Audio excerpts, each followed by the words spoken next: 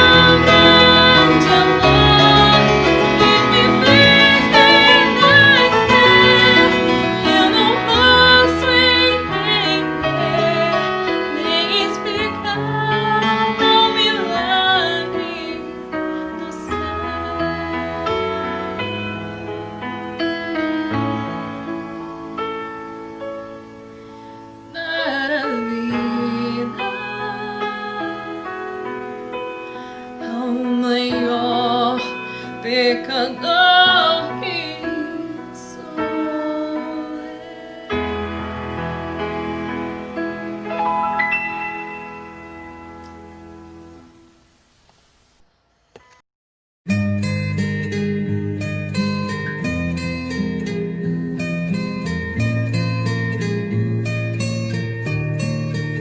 Seguir a Cristo, oh quanto anelo.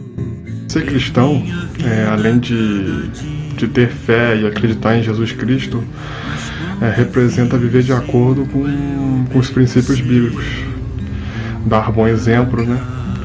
Viver de acordo com a palavra, entendeu? Eu sei que às vezes é muito difícil, às vezes é complicado, mas é pelo menos se esforçar, é tentar viver de acordo ter uma vida de acordo com a nossa fé.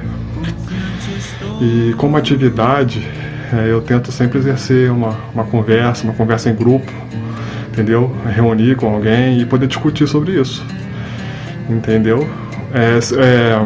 Seria muito bom que todo mundo fosse cristão e tivesse fé, mas eu sei que é uma coisa individual, entendeu? É uma coisa que depende de cada um e isso a gente não pode forçar, mas a gente pode influenciar de maneira muito positiva. Entendeu? Então, para mim, basicamente é isso. Ser cristão além de ter fé em Jesus Cristo, é dar bom exemplo. Oh, não permita que meu coração me engane tanto ao ponto de levar-me a ser mais um na grande multidão.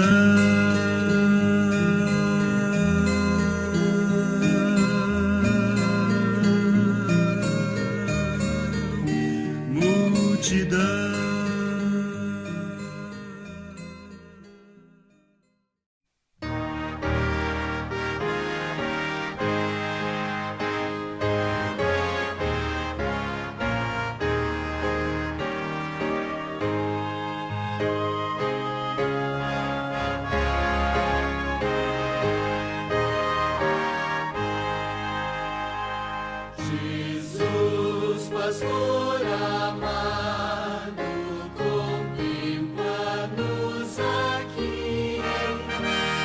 Concede que sejamos um corpo só em ti. Com penas e malícias de nós bem longe vão. Desgosto impeça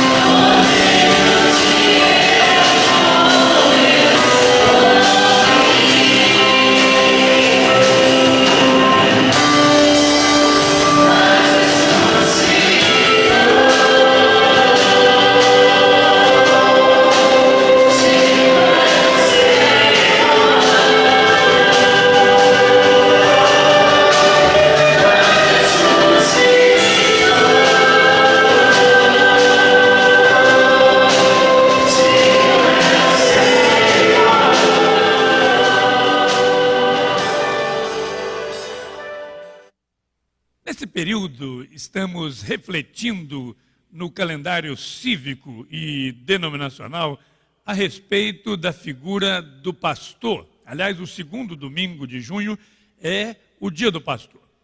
E eu quero ler um texto de um pastor que escreveu para outro pastor com as suas preocupações a respeito do comportamento dos pastores e das ovelhas.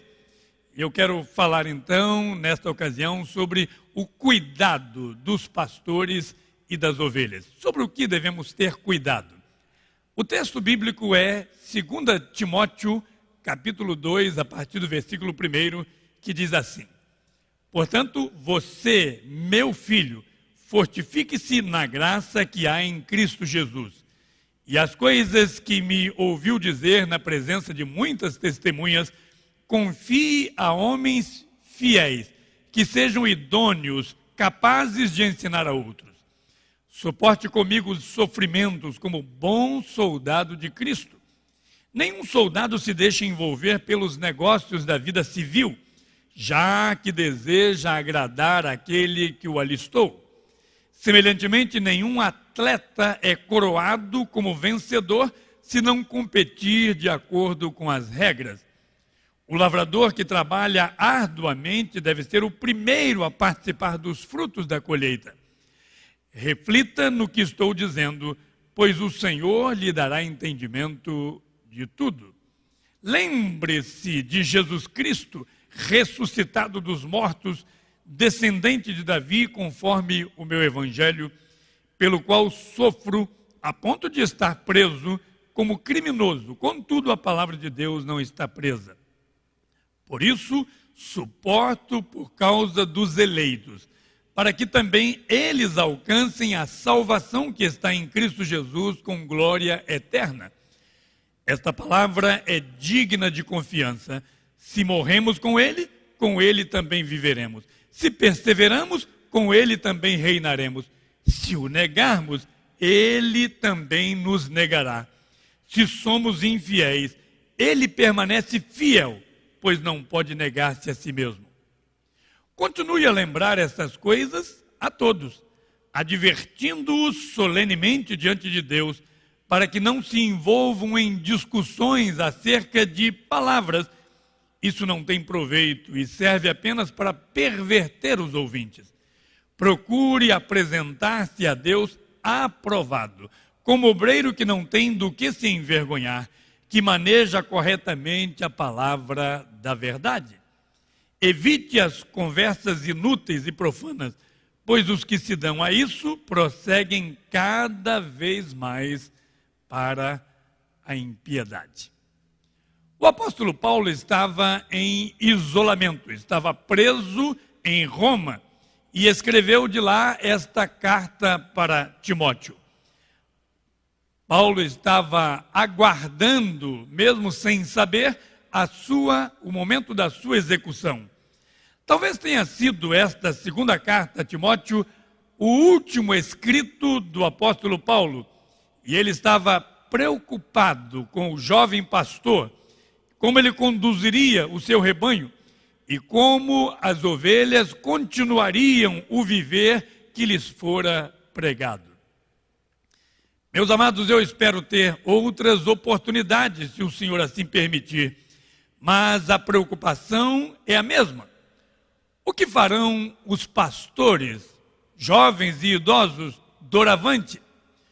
Como as ovelhas reagirão ao que ouviram e como elas viverão diante daquilo que tem sido a palavra do Senhor, o viver do Evangelho? Paulo está sugerindo e exemplificando alguns cuidados que precisam estar presentes hoje na vida dos pastores e das ovelhas.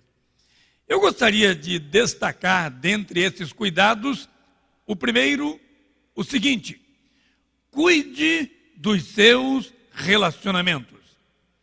Os laços que unem o pastor e as ovelhas são laços praticamente familiares. Paulo chamou Timóteo, no versículo 1, de filho, e realmente o era filho na fé. Mas Paulo havia recomendado a Timóteo na sua primeira carta, 1 Timóteo capítulo 5, versículos 1 e 2. Não repreenda ao idoso com aspereza, mas admoesta-o como a um pai, bem como aos jovens como a irmão, às mulheres idosas como a mães, às jovens como irmãs, com toda a pureza. Paulo havia sido firme em alguns escritos dele, chegou a escrever, por exemplo, aos 1 Coríntios, capítulo 5, de 1 a 13, que era para entregar a Satanás, aquele que não queria obedecer, para ver se podia salvar a sua alma. Mas esse mesmo apóstolo escreveu aos Coríntios, no capítulo 13, sobre o amor e disse: o amor não busca os seus próprios interesses. Tenho observado, amados, que grande número de fracassos ministeriais são originados pela falta de cuidado nos relacionamentos. A ação pastoral deve ser dirigida ao nosso igual. As ovelhas sofrem as mesmas tentações e nós precisamos trabalhar para que eles se fortifiquem como nós precisamos, e eles aprendam como nós precisamos. Deus encarregou a um humano carente de crescimento para ser o pastor, para pregar aos filhos, aos pais, às mães, às irmãs e mães. Ele, o pastor, cresce enquanto promove o crescimento dos outros. Ele aprende enquanto ensina aos outros. A Bíblia fala sobre o uso da vara. O pastor precisa trabalhar a disciplina, precisa ministrar o remédio, gritar ou falar manso, abraçar e carregar no colo, chorar e rir. Esses são desafios, tanto dos pastores como das ovelhas. Cuide do relacionamento. Mas vejo nesse texto também de Paulo a Timóteo que ele precisava ter cuidado também da mensagem. O foco do ministério é a palavra de Deus. E sobre esta, Paulo desejava que houvesse esforço para a contínua pregação. No capítulo 2, versículo 2, Paulo disse o seguinte: você ouviu de mim na presença de testemunhas, e agora eu quero que você anuncie isso para homens que sejam capazes, idôneos, para que eles também anunciem a outros. Eu falei, você ouviu, várias testemunhas confirmaram, e isso deve ser anunciado para que assumam o compromisso de passarem adiante. E a pergunta é: o que os pastores estão falando? O que as ovelhas estão ouvindo? Como está processando, cada um está processando e passando adiante aquilo que ouviu? Meus amados, você já deve ter ouvido de receitas da vovó que ficaram com ela. Elas se passaram e você não teve mais acesso àquela alimentação. Eu mesmo comi um pudim na minha infância que era feito por uma senhora que morreu precocemente. Confesso que rodei várias padarias em todo esse estado procurando o pudim da minha infância. Eu achei alguns parecidos, mas igual ainda não o encontrei. Quantas receitas extraordinárias se perdem? Paulo está dizendo que ele tinha uma informação preciosíssima, não para o estômago, não para as glândulas gustativas. Paulo tinha informação que produz a salvação em Cristo Jesus, como diz o versículo 10. Como guardar isso? Como esconder tamanha riqueza? Paulo está dizendo: ao invés de vocês ficarem falando conversas profanas e inúteis, o que leva o homem à impiedade, transmita o que eu lhe dei. Lembre-se de Cristo ressuscitado conforme o meu evangelho, diz o versículo de número 8. Ao invés de envolver-se em discussões acerca de palavras de genealogias, o que perverte aos ouvintes. Apresente-se como um obreiro aprovado, manejando bem a palavra da verdade, dizem os versículos 14 e 15 do texto que lemos. Paulo fala aqui de uma palavra digna de confiança, versículo 11. E esta mensagem não pode ser de bajulação, não é palavra para agradar aos ouvidos, não é mensagem de autoajuda. A mensagem fala de vida, mas como diz o versículo 11, fala também da necessidade de se morrer para viver em Cristo. A mensagem, no versículo 12, fala sobre reinar com Cristo, mas fala da necessidade de perseverança. A mensagem fala do fato de que Deus ama a todos, mas fala também de que Deus negará aquele que o negar. A mensagem tem de advertir ao homem que, se ele for infiel, Deus permanecerá fiel e trará sobre ele o castigo que ele mesmo havia prometido. Paulo diz no versículo 14 que a mensagem é para lembrar e advertir a todos. Foi o próprio apóstolo Paulo que disse que chegaria o tempo em que muitas pessoas iriam querer selecionar aquilo que gostariam de ouvir, especialmente coisas agradáveis. 2 Timóteo capítulo 4, versículo 3, Paulo escreveu sobre isso. Mas a mensagem de Deus é mensagem de advertências, mensagem de desafios. Cuide da mensagem. Mas há um outro cuidado que o apóstolo Paulo está dizendo aqui. Meus amados, a Bíblia fala de um mensageiro chamado Urias, que carregou nas mãos, sem saber, a sentença da própria morte. Hoje sabemos que a mensagem que carregamos fala sim da possibilidade de prisão para quem pregar, fala da necessidade de esforço intenso, de lutas contra a própria carne, de morrer para si mesmo. Paulo disse: eu suporto tudo isso por causa daqueles que haverão de ouvir.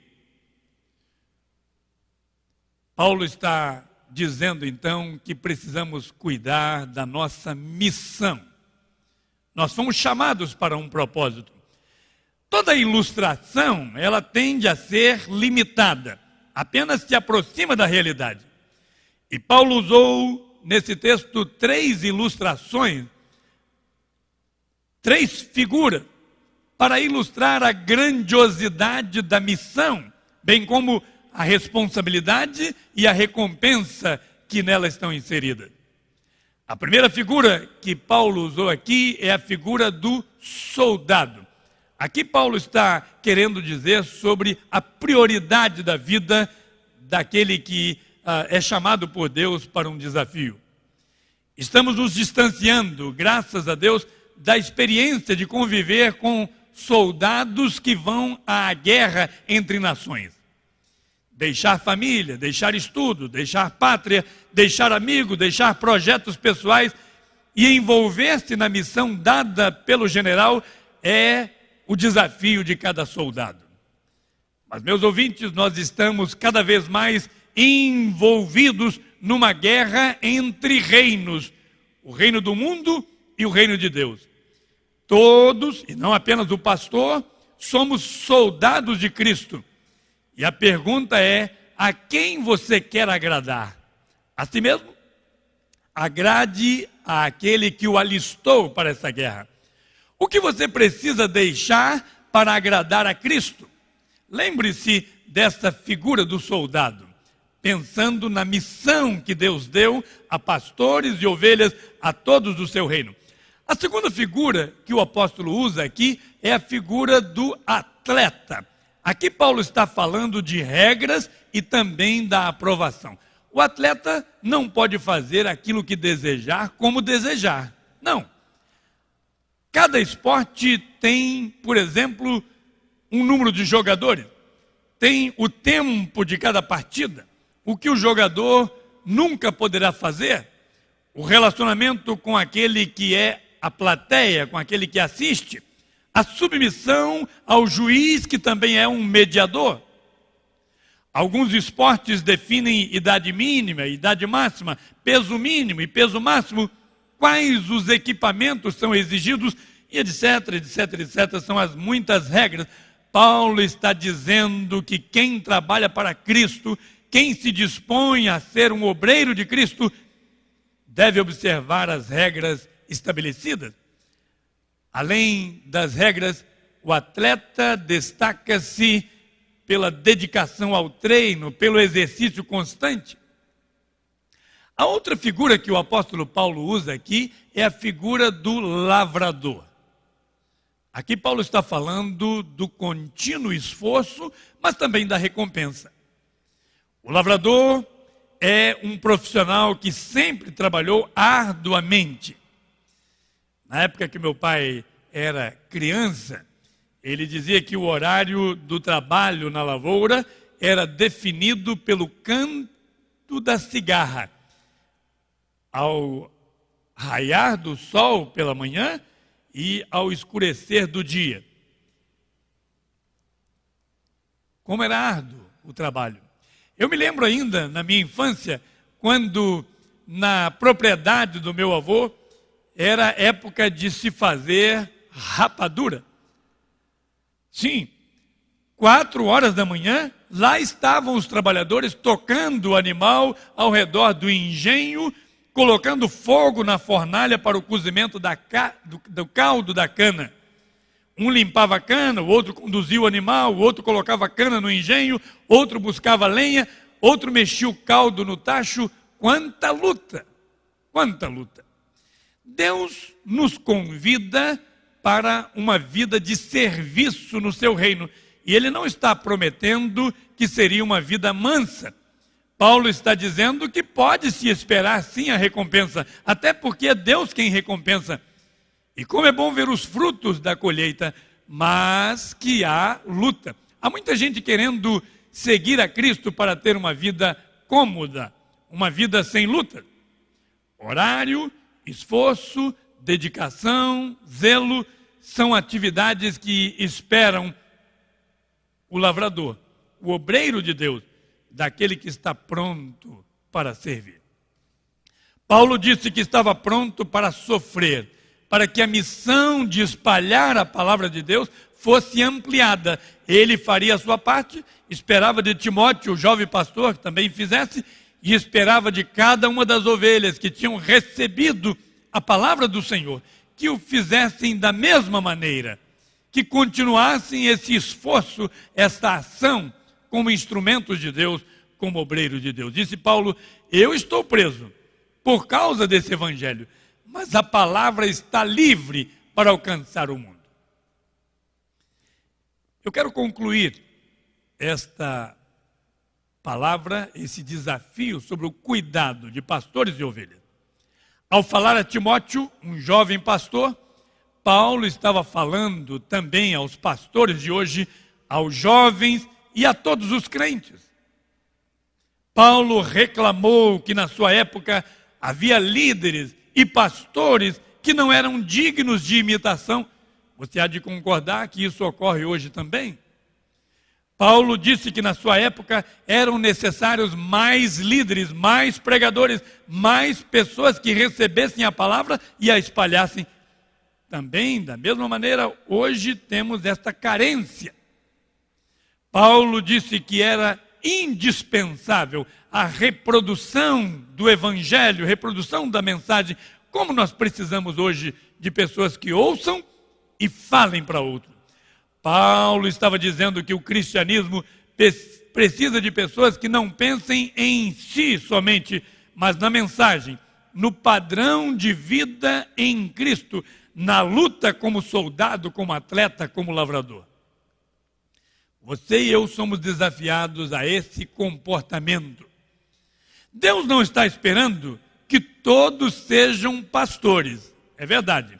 Mas Ele está chamando nesse tempo, como chamou em todos os tempos, alguém para o exercício de cuidar das ovelhas dele. Será você, ouvinte?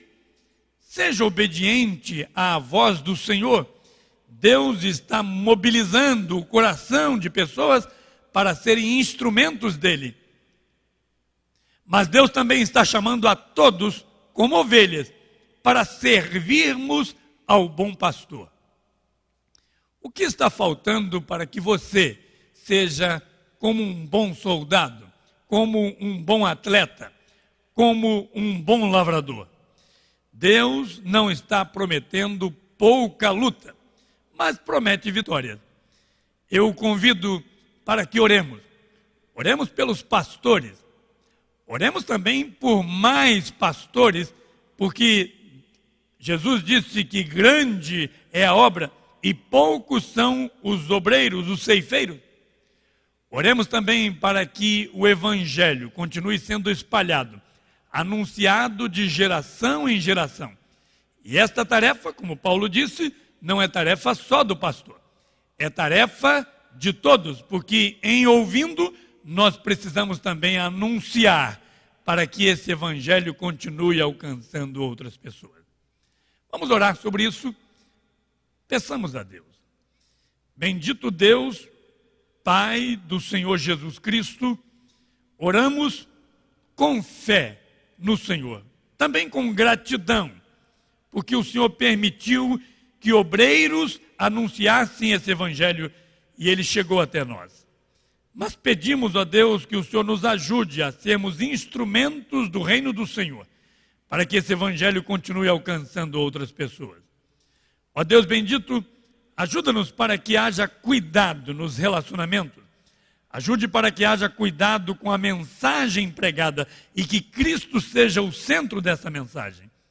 Ajuda-nos para que haja cuidado com a nossa missão e que trabalhemos como soldados, como atletas, como lavradores, e que o reino do Senhor possa presenciar em todos os lugares jovens e adultos, pastores novos e antigos, leigos e obreiros do Senhor, todos envolvidos no mesmo desafio de anunciarem esta mensagem bendita e de vivermos esse evangelho para a glória do Senhor. Nós oramos em nome de Jesus. Amém. Eu quero convidá-lo para que honremos a memória daqueles que trabalharam entre nós. Aliás, o escritor aos Hebreus nos ensinou sobre isso.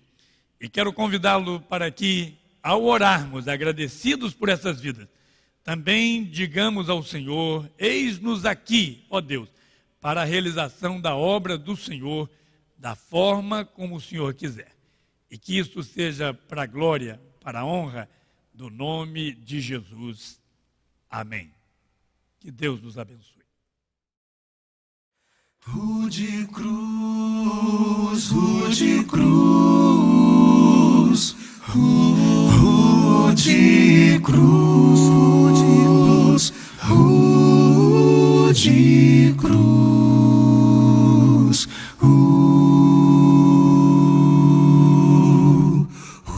rude cruz, se erigiu, dela um dia fugiu, negro manto de vergonha e dor, mas eu amo essa cruz, sob a qual meu Jesus deu a vida por mim, pecador. Sim, eu amo a mensagem da cruz, sim, da cruz. Até morrer eu a vou proclamar. Eu levarei, eu também, minha cruz, até por uma coroa trocar.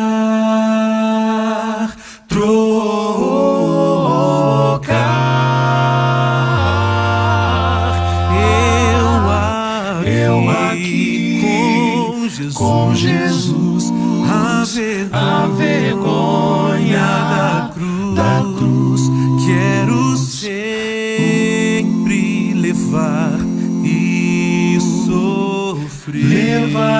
sofrer. Ele vem me buscar e com ele no lar, uma parte da glória terei. Sim, eu amo a mensagem da cruz, sim, da cruz. Até morrer eu a vou proclamar. Eu levarei eu também minha cruz,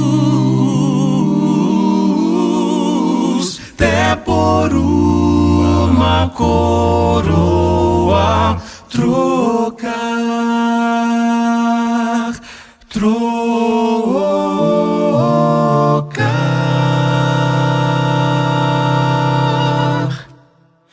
Até por uma coroa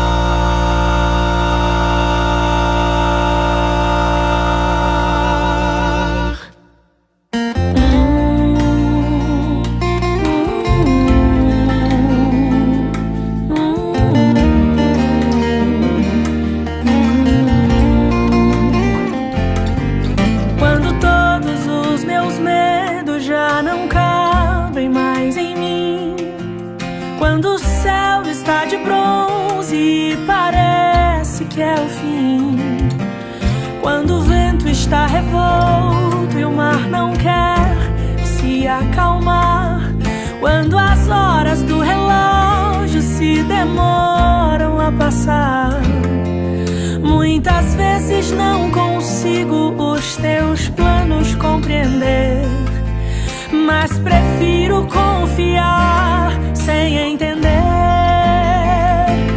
Eu creio em ti, eu creio em ti, eu olho pra ti e espero em ti.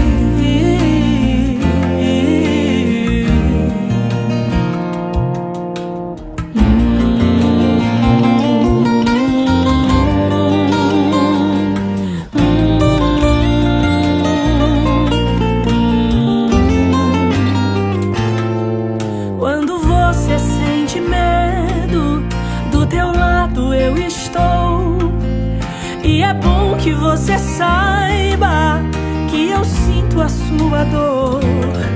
Nunca, nunca se esqueça que o mar posso acalmar e que eu sei o tempo certo da vitória te entregar. Este tempo é necessário pra te amadurecer, e depois tem novidade pra você. Eu cuido de ti, eu cuido de ti. Descansa em mim, comece a sorrir.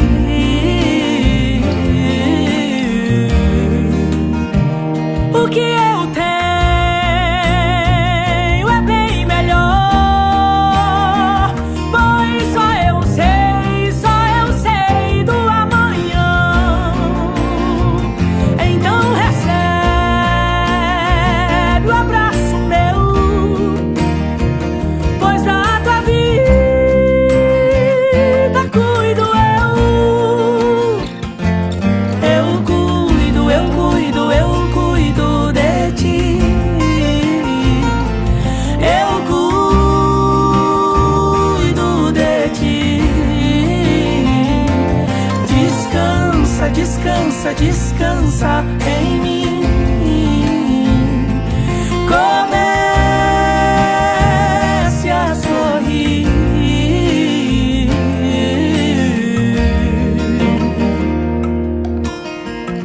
Parece que nos momentos mais difíceis Deus se cala. Você só quer ouvir a voz do mestre, mas ele insiste em ficar calado. Você chora, você fala, você ora, e ele se cala. Mas hoje, escuta a voz de Deus dizendo para ti, sussurrando no teu ouvido: